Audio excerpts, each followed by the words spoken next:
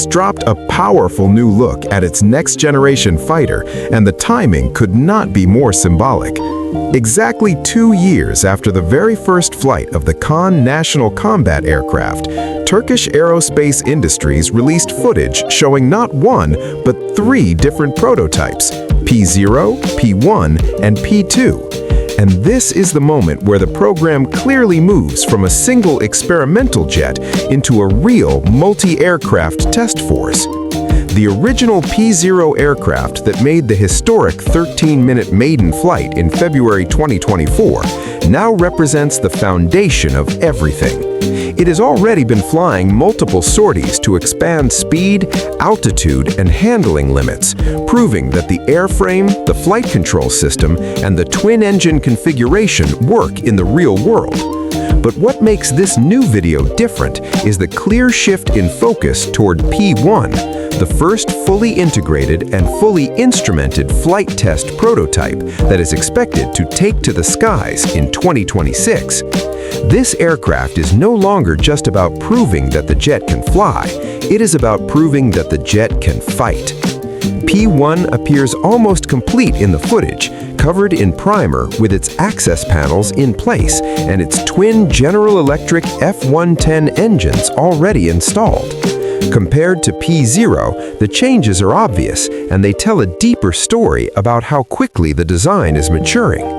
The air intakes have been moved slightly backward and made larger, which means better airflow, more internal volume, and more space for weapons and mission systems. The nose section looks cleaner and more faceted, which is exactly what you want for a low observable aircraft, because every edge and every angle is carefully shaped to control radar reflections. The fuselage itself looks wider through the middle, and that is not just a structural tweak. That extra internal space is crucial for modern air combat. Fifth-generation fighters are no longer just fast jets.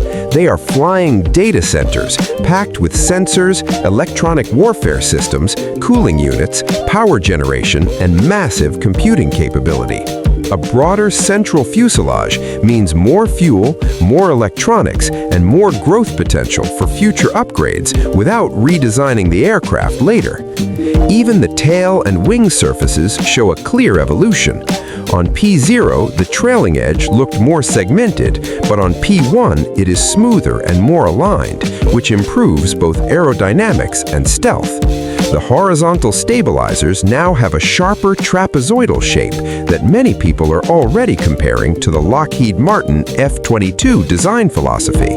That kind of geometry improves high-angle maneuvering and pitch control while keeping the radar signature as low as possible. Then come the sensors, and this is where KAAN begins to look like a true fifth-generation combat aircraft. Right in front of the canopy, you can see the faceted window for the Karat infrared search and track system. This allows the pilot to detect and track enemy aircraft at long range without using radar, which is essential in stealth combat. Under the nose sits the toy gun electro-optical targeting system, developed by Aselsan. This system combines thermal imaging, high-definition day vision, laser designation, and advanced tracking, giving the aircraft precision strike capability while still maintaining its low observable shape. All of these sensors are designed to work together with the Murad AESA radar and a powerful mission computer that fuses every piece of data into a single tactical picture. That means the pilot doesn't just see targets. The aircraft understands the battlefield, prioritizes threats, and can share that information across a network. The role of each prototype is now becoming clear.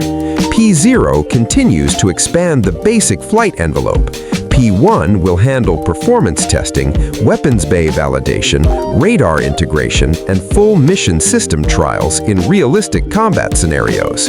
P2, still on the assembly jig, will likely focus on structural testing, fatigue life, electromagnetic compatibility, and maintainability. And this is only the beginning, because future prototypes up to P6 are planned, including versions that will eventually fly with Turkey's own TF3500 engine. Operationally, KAAN is designed for air dominance and deep strike in heavily defended airspace. It's a twin-engine, low-observable platform with internal weapons, a high thrust-to-weight ratio, and a fully digital electronic warfare backbone. But what makes it truly modern is its role as a command node in a networked battlespace. In the future, it will be able to control formations of unmanned combat aircraft like Anka-3 and Kızılelma, sending them forward while it stays back and manages the fight. For the Turkish Air Force, this is not just about replacing older F-16s, it's about having full control over mission data, electronic warfare libraries, and weapons integration without depending on foreign approval. For the defense industry, it proves that multiple complex prototypes can be built and tested in parallel, which is something only a handful of countries can do. Inside NATO, a fully operational KAAN fleet would add a new layer of high-end air power in regions like the Black Sea and the Eastern Mediterranean. Its compatibility with alliance data links means it can fight alongside other Western aircraft, but its indigenous systems give Türkiye the freedom to configure it for its own operational needs. Strategically, the message behind this video is clear. KAAN is no longer a symbolic project. It is becoming a real, scalable combat platform with export potential and a fully national technology base behind it. With P1 nearly complete and P2 moving forward on the line, the program is entering the phase where engineering progress turns into real military capability.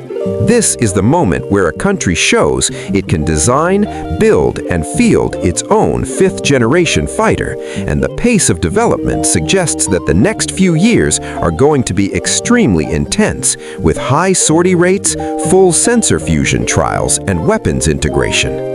KAAN is not just a new aircraft, it is the backbone of a future air power ecosystem built around manned and unmanned teaming, indigenous electronics, and complete control of the air domain. Subscribe for more updates and comment me to show your opinion.